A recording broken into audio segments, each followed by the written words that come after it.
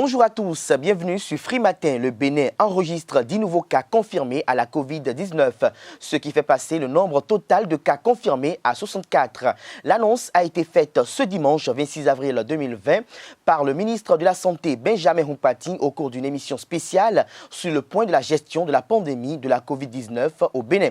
Sur la télévision nationale, le ministre de la Santé a annoncé qu'il y a eu également de nouveaux cas de guérison. Ainsi, le Bénin enregistre donc officiellement 64 cas confirmés, 30 sous traitement, 33 cas guéris et un décès. Par ailleurs, le ministre de l'Économie et des Finances annonce la reprise de l'activité économique le 11 mai prochain ainsi que la reprise des cours. Nous en parlons ce matin sur Free Matin avec les confrères Karl Kitomé et Claude Alofa dans le débat. Mais avant, chers amis internautes, à suivre la présentation de quelques-unes de journaux parus ce matin sur l'ensemble du territoire national. S'en suivra le bulletin matinal d'information pour prendre le pouls de l'actualité d'ici et d'ailleurs. Le gouvernement n'est pas resté insensible face aux conséquences économiques et financières engendrées par la crise sanitaire de la Covid-19. Il a mis en place un plan d'assistance au profit des acteurs du tissu économique durement frappés par les mesures prises pour stopper la propagation du coronavirus au Bénin. Voilà, chers amis internautes, le sommaire de l'émission du jour. On se retrouve dans un court instant pour la présentation de quelques-unes de journaux parus ce jour au Bénin. Bonjour à nouveau chers amis internautes, nous démarrons ce matin comme à l'accoutumée par la manchette de l'informateur qui a titré ce matin « Gestion du Covid-19, Wadani annonce la reprise des activités pour le 11 mai prochain ». Wilfried Léandre Humbedji parle du succès des stratégies gouvernementales, des précisions à la page 3 de la parution de ce matin de l'informateur qui titre ce matin en deuxième titre à la une communale de 2020. L'Union démocratique pour un Bénin nouveau, seul parti politique qui donne la chance aux femmes. Des précisions à la page 4 de la parution de ce matin de l'informateur. L'oreille droite de la une de ce matin de l'informateur nous invite à découvrir dans les colonnes de sa parution du jour le journal École des étudiants en journalisme à l'école supérieure d'administration, d'économie, de journalisme et des métiers de l'audiovisuel ESAE. L'économiste ce matin en deuxième titre à la une, riposte contre le coronavirus au Bénin. Les propositions des employeurs et travailleurs pour la relance économique vous sont dévoilées dans les colonnes de l'apparition de ce matin du Canard. Le potentiel ce matin en manchette, Victor Tokpanou au sujet de la décision de la Cour africaine des droits de l'homme et des peuples. Elle s'octroie le droit de dire ce qu'elle veut, a-t-il laissé entendre aux confrères. Des précisions à la page 3 de l'apparition de ce matin du Canard qui fait le point des 4 années d'exécution du programme d'action du gouvernement. Hervé Romain qui parle des infrastructures durables sous le régime talon, des détails aux pages 6 et 10 de la page de ce matin de Le Potentiel qui titre toujours ce matin à la une. Ratification des conventions de Vienne sur la sécurité routière. Patrice Talon met fin à 61 ans de vide juridique, un pas géant vers la réalisation des objectifs de développement durable. Kini ce matin à la une, émission Le Temps des moissons. D'ici un mois, nous relancerons le nouveau système d'octroi des microcrédits. D'ici le ministre des Affaires sociales de la microfinance. L'intégralité de son intervention vous est publiée aux pages 3, 4 et 5 de la page de ce matin du quotidien Kini. L'affiche du jour à présent, lettre ouverte du patronat de la presse au chef de l'État. Le CNPA Bénin invite Talon à donner à la presse les moyens de sa mission. Les pharaons à présent, Patrice Talon sur la chimioprophylaxie. Nous travaillons en toute transparence. Des précisions à la page 3 de la page de ce matin du quotidien Les Pharaons. Nous passons à présent à l'Indépendant qui titre ce matin en deuxième titre à la une, retrait du Bénin de la Cour africaine des droits de l'homme et des peuples. Victor Tokpanou expose les dessous de la décision du gouvernement. Des précisions à la page 5 de la page de ce matin du Canard.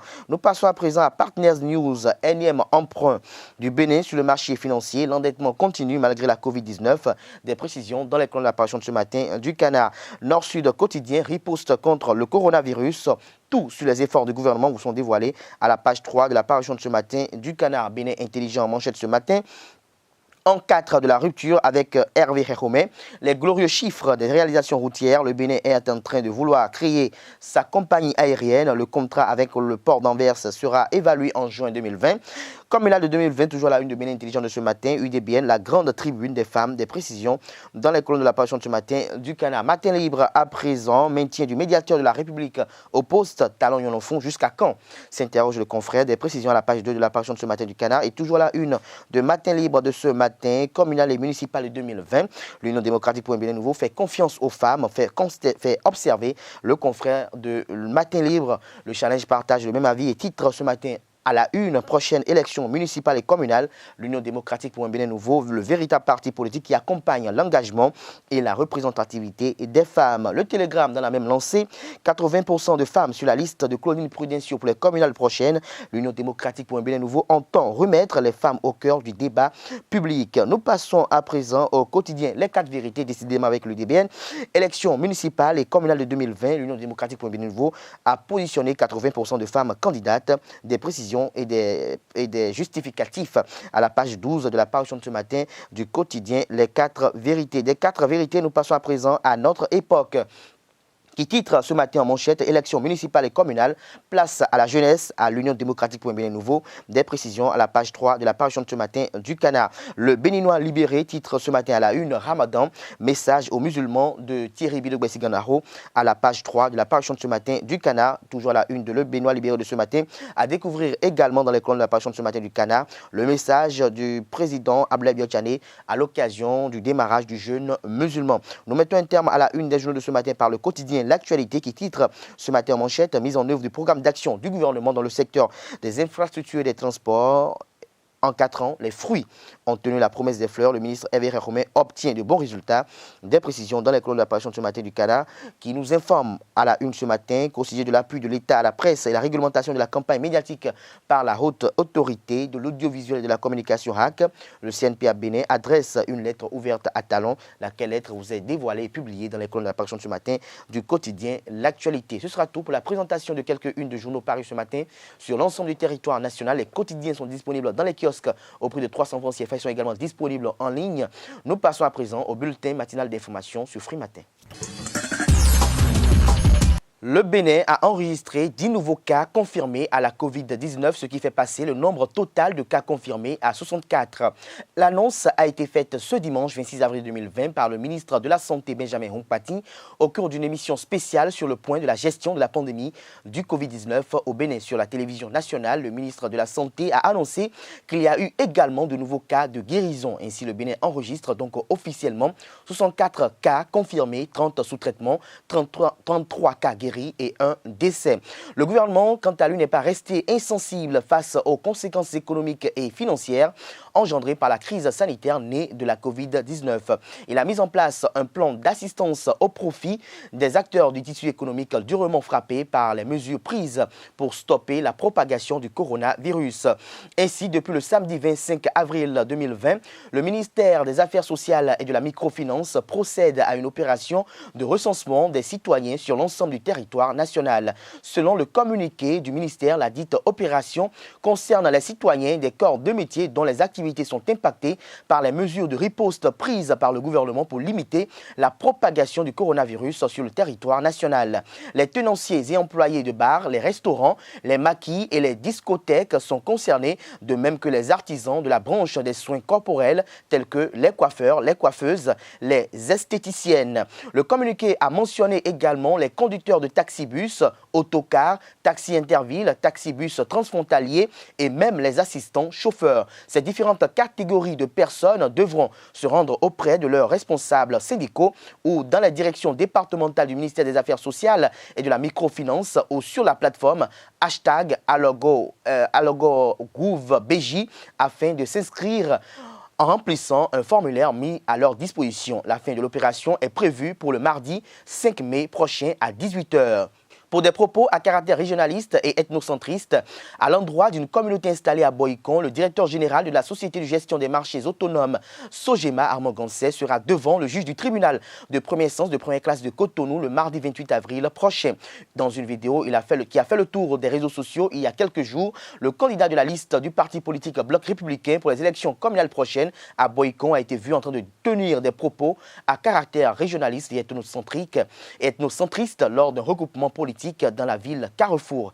Écouté à l'Office central de répression de la cybercriminalité, il a été mis sous convocation et sera présenté au juge qui décidera de sa condamnation ou non. La communauté musulmane jeûne depuis le vendredi dernier. Le jeûne dans l'islam appelé Saum désigne une pratique musulmane consistant à s'abstenir de manger, de boire, d'avoir toute relation sexuelle et de fumer depuis l'aube jusqu'au coucher du soleil. Le jeûne est l'un des piliers de cette religion. Il est pratiqué courant le mois de Ramadan, le Ramadan qui désigne un mois du calendrier musulman et est une période cultuelle importante en islam durant laquelle le recueillement, la charité et la célébration de la religion sont particulièrement mises en avant. Il survient cette année pendant que l'État a établi un cordon sanitaire dans le but de contrôler et de contrer la propagation du coronavirus.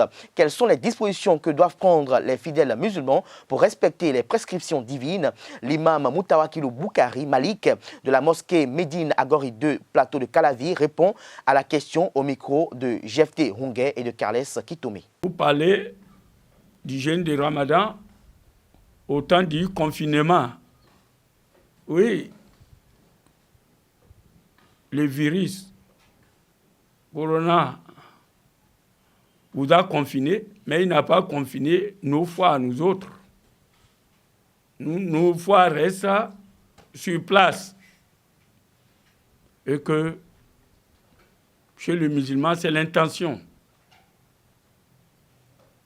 Ce que je dois dire, il ne faut pas que les musulmans se tracassent dans des choses inutiles pour qu'on nous a dit. Non, on n'a même pas besoin de faire du bruit. Celui qui a l'habitude de faire les prières surrogatoires dans la mosquée, les temps passés, il aura les mêmes récompenses quand il le fait dans sa chambre. Parce que Dieu nous a dit qu'il a fait de la terre pure et mosquée pour les musulmans. Donc, le musulman peut prier n'importe où, sauf là où il a les idolâtres. Donc, nos maisons aussi ont besoin de lumière. Donc, ce n'est pas le gouvernement. Le gouvernement a été confiné aussi. Parce que là où nous sommes, ni le chef de l'État, ni ses ministres, personne ne peut voyager dehors. Bon, qui a décrété contre eux? Vous dites le ministre de l'Intérieur a décrété jusqu'au tel. Bon, qui a décrété pour ne pas aller chez lui? C'est le coronavirus qui est venu. Il n'a pas connu ni le plus fort, ni le puissant, ni le noir, ni le blanc, ni le pauvre, ni le riche.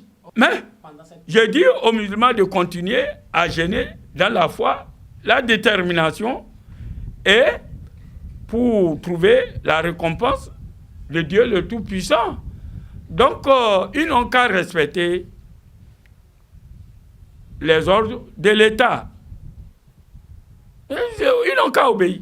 Le fidèle musulman doit s'atteler à respecter les moments de prière et observer un jeûne rigoureux, précise l'imam Moutawakilou Boukari, car cela est prévu dans les Écritures saintes. Aucune crise ne saurait empêcher les musulmans d'avoir une bonne pratique. Suivons-le à nouveau au micro de nos reporters. L'islam est clair. L'islam est adapté à tous les temps. Parce que ce n'est pas en notre temps que ça a commencé. Avant le prophète, au temps du prophète, après les prophètes. Parce que la mosquée de la Kaaba, quelquefois est interrompue 1 an, l'autre temps 2 ans, à cause de la guerre, à cause des politiques, etc. Donc, vous voyez, l'islam est une religion très très facile. Dieu a dit qu'il a rendu l'islam là facile pour nous, de ne pas nous compliquer. Parce que le musulman, même en temps de maladie grave, tu peux prier avec ta main, tu peux prier avec tes yeux, tu peux prier avec des actes. Donc le musulman peut prier à n'importe quelle circonstance. C'est le cœur. Vous voyez? Donc tout ce que les gens veulent compliquer, c'est un temps, ça va passer. Parce que le coronavirus ne nous a jamais interdit de prier, ni de jeûner, sauf les hypocrites qui vont dire, à cause du coronavirus, je ne jeûne pas. Là, c'est un hypocrite. À cause du coronavirus, je ne prie pas. Même si le monde entier se réunissait, les chefs d'État du monde entier se réunissaient pour dire les musulmans ne priaient pas, ils mentent. Parce que je suis dans ma chambre. Je prie, ils connaissent. Je suis assis avec vous comme ça. Je peux faire ma prière des jours. Quand je suis contraint et vous êtes assis, je suis en train de prier. Moi, le message que j'ai à donner à nos fidèles, aux imams surtout, de respecter rigoureusement le confinement, de ne pas se regrouper. Quand le moment arrive, Dieu va nous libérer parce que nous sommes en train d'adorer Dieu. Nous prions, nous jeûnons. Le championnat national de football première division, la Vital'Or Ligue 1, est aux arrêts depuis le 21 mars 2020 en raison de la pandémie de la Covid-19. Cette situation met à mal le fonctionnement des équipes, comme au niveau de la plupart des clubs européens, ceux du Bénin éprouvent des difficultés à honorer leurs engagements salariaux vis-à-vis des joueurs. Le directeur sportif d'Esae Football Club, Quentin Toussaint Didavi, explique la situation du club universitaire, deuxième du championnat à la date de sa suspension. Il s'exprime au micro de Larios Adjagbeno. Alors, Esae a une particularité qu'il faut que je vous explique aujourd'hui. Nos joueurs prennent leur salaire au début du mois. On estime que c'est avec le salaire qu'ils vont manger, parce que c'est le minimum pour eux. Mais ils prennent le salaire au début du mois. Donc, je peux vous dire que pendant que certains clubs peinent à payer le salaire du mois de mars, nous avons payé le salaire du mois de mars au début de mars. Et ce qui pose problème aujourd'hui, c'est le salaire du mois d'avril. Il faut avouer que nous n'avons pas pu le faire. Nous avons juste avancé des miettes aux joueurs pour survivre. Nous savons que ça ne va pas. Mais c'est dû à plusieurs paramètres.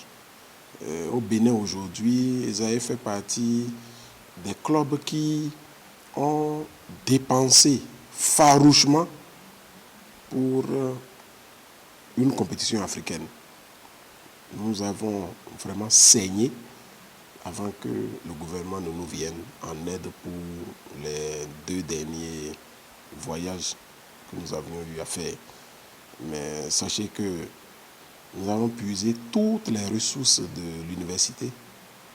Nous avons puisé dans toutes ces ressources de l'université là pour venir en aide à l'équipe et pour la bonne représentativité du Bénin. Parce que s'il y avait forfait, non seulement Esae, mais la fédération, voire même le Bénin, pouvait être sanctionné. Nous avons essayé de relever l'image de marque du pays en respectant les règles de la compétition et en allant jusqu'au bout, c'est-à-dire jusqu'à notre élimination de la compétition. Je sais que à l'heure actuelle, les joueurs ont des dents dures contre l'administration de Esae.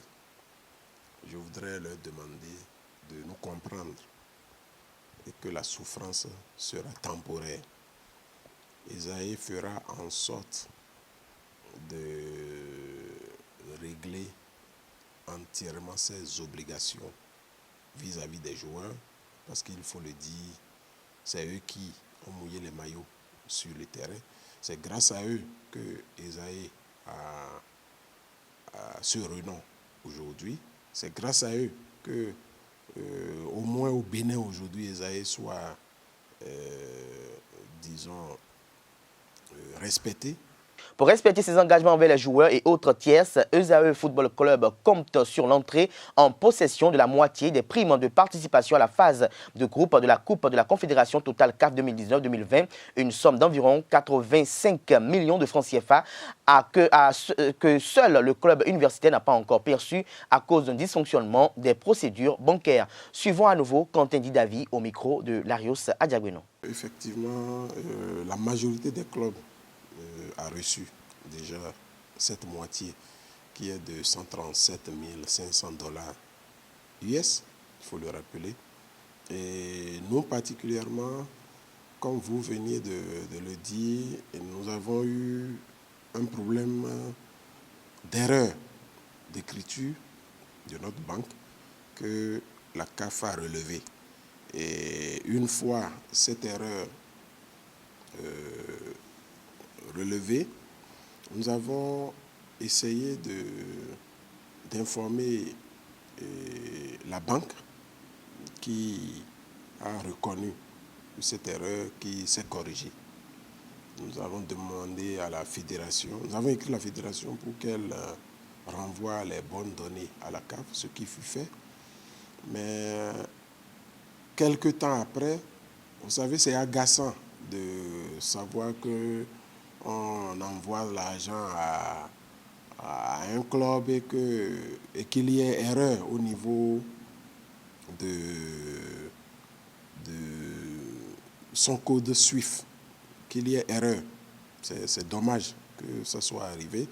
Donc finalement, la CAF a quand même renvoyé les fonds qui ont atterri dans une banque allemande qui dit ne pas reconnaître Coris Bénin, puisque Coris Bénin n'aurait pas de compte USD avec cette banque allemande.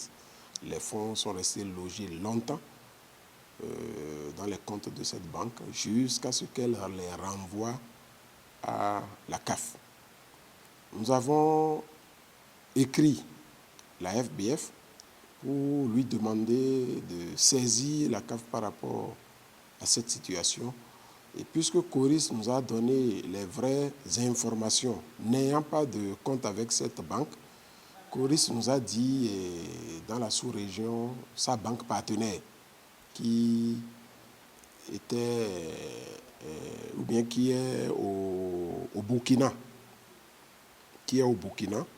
Nous avons envoyé ces informations à la CAF et nous attendons jusqu'à présent que la CAF réagisse. Jusqu'à ce jour, la CAF n'a pas réagi à la lettre du secrétaire général de la Fédération béninoise de football. Et nous venons de relancer encore aujourd'hui la fédération afin qu'elle relance à nouveau la CAF pour que nous ayons satisfaction. Sinon, comme je l'ai fait dire dans le courrier, cette situation est malheureuse et puis désorganise sérieusement le fonctionnement de Isaïe Football Club.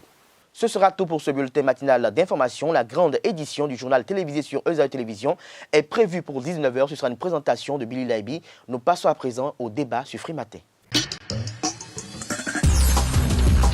Le débat sur Free Matin. Carles Kitome, bonjour. Bonjour Abdelkader Achiro. Vous êtes face à Claude Adolpha, bonjour. Bonjour. Merci pour la fidélité. Carles Kitome, le Bénin a enregistré 10 nouveaux cas de personnes confirmées à la Covid-19. Le gouvernement a pris des mesures idoines. Vous avez suivi tout à l'heure le bulletin matinal d'information dans lequel le ministère des Affaires sociales compte prendre des mesures pour accompagner les associations professionnelles touchées par la mesure de cordon sanitaire. Nous avons également l'annonce que les activités économiques vont reprendre le 11 mai prochain avec les cours. Dites-nous, en tant que père de famille, en tant que professionnel des médias, quelle appréhension avez-vous de cette situation? Bon, je vais commencer par la reprise des classes qui est prévue pour le 11 mai prochain. Bon, je l'avais déjà dit au début que généralement le Bénin, le Sénégal emboîtent les pas de la France parce que quand la France prend des dispositions, généralement ça se répercute très rapidement dans ces pays. Donc, moi je savais depuis une certaine date que la reprise des activités serait quand même dans une date qui serait très proche du 11 mai parce que c'est le 11 mai que les Français ont annoncé une certaine reprise et ça n'a pas raté. Nous y sommes, c'est le 11 mai qui a été déclaré officiellement parce que les Français ont un déconfinement bientôt et c'est même demain que les annonces officielles seront faites. C'est vrai que nous avons dévancé un peu, mais je suis sûr que si on y prorogeait un peu le délai là-bas, il y aura un petit changement ici aussi. Ce n'est pas, je ne suis pas un devin, mais depuis au moins une vingtaine d'années, j'ai suivi l'actualité. Je sais que c'est ce qui s'est passé très très souvent. Mais en la matière, je pense que c'est intéressant. Enfin, les enfants ont retourné à l'école parce que vous savez, les enfants à la maison, ce n'est pas les vacances, ce n'est pas facile. Il faut tout réorganiser pour pouvoir les gérer, les contenir, surtout qu'il y a cette pandémie qui fait qu'on ne peut pas sortir dans la rue comme on veut. Et en même temps, les mesures prises par le gouvernement, je crois que c'est une très bonne chose. Et maintenant, le reste, ce serait au niveau du recensement. Si le recensement est bien fait, je crois que le reste ne poserait pas de problème. J'ai déjà vu beaucoup de recensements qui se sont produits ici au Bénin. J'espère que ça se passera très très bien. Très bien. Déjà, il y a eu des recensements pour la distribution des moustiquaires. Je crois que ça se passe bien, mais il ne manque pas d'avoir des petits problèmes. Des petits couacs. Avec un peu d'honnêteté, je crois que nous allons faire quelque chose de bon. Mais 10 nouveaux cas de coronavirus au Bénin, depuis que nous avons tout le matériel qu'il faut pour faire les tests sur place, nous n'avons enregistré que 10. Moi, je pensais qu'on allait en enregistrer plus parce que ça va nous permettre de découvrir tout ce qui était caché. Mais si c'est 10 cas, ça veut dire que nous pouvons nous réjouir de notre situation et savoir que ce mal n'a pas trop de chance de prospérer au Bénin. Et nous avons la chance de compter sur l'Éternel qui nous en a protégés. Nous pouvons nous réjouir que nous avons ce nombre de cas, a affirmé Karl Kitomé. Claude Alofa, dites-nous, vous êtes enseignant également, en dehors du fait que vous êtes professionnel des médias. Dites-nous, les cours vont reprendre le 11 mai. Vous êtes également père de famille. Est-ce que cela serait agréable que les cours reprennent avec les nouveaux cas qui ont été découverts et annoncés hier? C'est même très agréable parce que nous étions fatigués. Les acteurs de l'école étaient vraiment fatigués de ces congés qui étaient presque forcés. On ne se reposait vraiment pas parce que ce n'était pas la période, parce qu'on ne sait pas exactement. Il y a une longue suite. Il y a une longue suite de travail à faire. Et là, on était là et les élèves eux-mêmes étaient aussi fatigués de dire qu'il faut tout le temps relire les cours. Et donc, c'est normal. Mais ils sont restés à la maison parce qu'il y avait le coronavirus. Oui, il y avait le coronavirus. Et puis, est-ce que selon vous, la situation n'est pas assez critique et qu'elle vous paraît maîtrisée et qu'il y a assez d'assurance de la part du gouvernement et que, bon, on peut en toute quiétude reprendre? Oui, on peut reprendre parce que ce n'est pas parce que le virus est parti. Non, on n'a pas encore un vaccin. Mais on a désormais beaucoup de mesures préventives pour pouvoir aider à contrer le mal. Le gouvernement l'a d'ailleurs annoncé. Le directeur de la communication de la présidence de la République a dit qu'il y a beaucoup de mesures qui sont déjà prises pour que l'école reprenne et que les acteurs de l'école, on apprend même que les enseignants seront presque dans leur totalité testés. D'abord, ils doivent passer par le test, puisque le Bénin en a désormais. Hier encore, on a reçu, ou le samedi, 17 000 tests nouveaux. Donc, on pourra espérer qu'avec toutes ces mesures, on peut reprendre les cours. Mieux, il faut dire que dans la sous-région, l'UEMOA a déjà proposé un plan de correction, de suivi de la pandémie. Dans le monde, tout le monde est fatigué de rester à la maison. Aux États-Unis comme en France, les gens veulent reprendre l'activité économique. On ne peut pas s'enfermer éternellement. Donc, c'est normal, c'est bien, et que cela se passe ainsi, que ce soit programmé au Bénin pour le 11 mai, comme cela avait été dit. C'est bon aussi que le ministre vienne repréciser cela, parce qu'on craignait encore que cette date change. Mais quand le ministre revient pour dire que c'est prévu, que ce sera le 11 mai, je crois que ça donne du baume au cœur et puis ça fait rêver. Alors, est-ce qu'il y aura des mesures qui sont prises en amont au niveau des écoles pour que les écoliers puissent, un temps soit peu, reprendre en toute quiétude les activités académiques? C'est une question de responsabilité. Si nous avons décidé de retourner les enfants à l'école à partir du 11 mai, ça veut dire que forcément, il y a eu des réflexions qui ont été menées en amont et qui permettront quand même de prendre quelques dispositions pour ne pas exposer ces enfants à cette pandémie, parce que la pandémie n'a pas encore disparu. Et quand nous écoutons l'actualité à l'international, nous entendons quand même les gens parler de cette pandémie qui pourrait rester jusqu'à la fin de l'année, voire un peu au-delà avant qu'on ne pense vraiment l'éradiquer. Maintenant, peut-être enregistrer des cas vraiment, des raretés de cas, des gens qui peuvent être contaminés de façon très aléatoire. Mais pour le moment, jusqu'en décembre, à l'échelle internationale, le mal ne serait pas encore complètement vaincu. Donc ça suppose que si nous décidons d'envoyer les enfants à l'école à partir du 11 mai, forcément il doit y avoir des mesures d'accompagnement. C'est vrai que pour le moment, nous ne savons pas encore ce qui est pris, ce qu'il y a comme disposition et c'est le moment même de demander au gouvernement béninois ou à nos responsables de bien vouloir nous préciser les dispositions qui seront prises pour que les enfants en allant à l'école puissent s'y conformer, que les parents puissent les apprêter pour qu'ils puissent vraiment entrer dans le cadre de ces dispositions, pour que ce ne soit pas les enfants maintenant qui enfreignent. aux nouvelles règles qui seront établies dans nos écoles. Dans nos écoles. Alors, Claude Alpha, vous avez entendu tout à l'heure que les gens étaient fatigués, les gens veulent reprendre. Est-ce à dire que les gens ont peur qu'en dehors du corona, qu'il y ait peut-être la famine ou un autre mal qui vienne quand même ravager? Ce n'était même pas la famine seule, l'impossibilité de travailler. L'arrêt du mouvement chez l'homme est un être qui aime bouger. Alors, l'homme est dynamique. Oui, l'homme est dynamique. Donc, s'arrêter de bouger pendant un mois, c'est trop. Et on est en train de dépasser un mois. Le 11 mai, le 10 mai, on aurait déjà dépassé un mois, 2 semaines. Et donc, nous étions déjà habitués et nous savions que nous allons donc aller même pendant les vacances, les congés, on avait la possibilité d'aller à Paracourt, d'aller à Natitengu, de bouger. Calès le week-end avait l'habitude d'aller à Campopo pour aller se distraire. Mais aujourd'hui, mais maintenant là, on est coincé, on est complètement coincé. Et donc, je voudrais même ajouter qu'il serait quand même intéressant qu'on ajoute à la liste des personnes qui seront assistées certains acteurs du système scolaire. Les dames qui viennent vendre dans les écoles ont été privées de toute activité et ces activités permettaient quand même de nourrir des familles.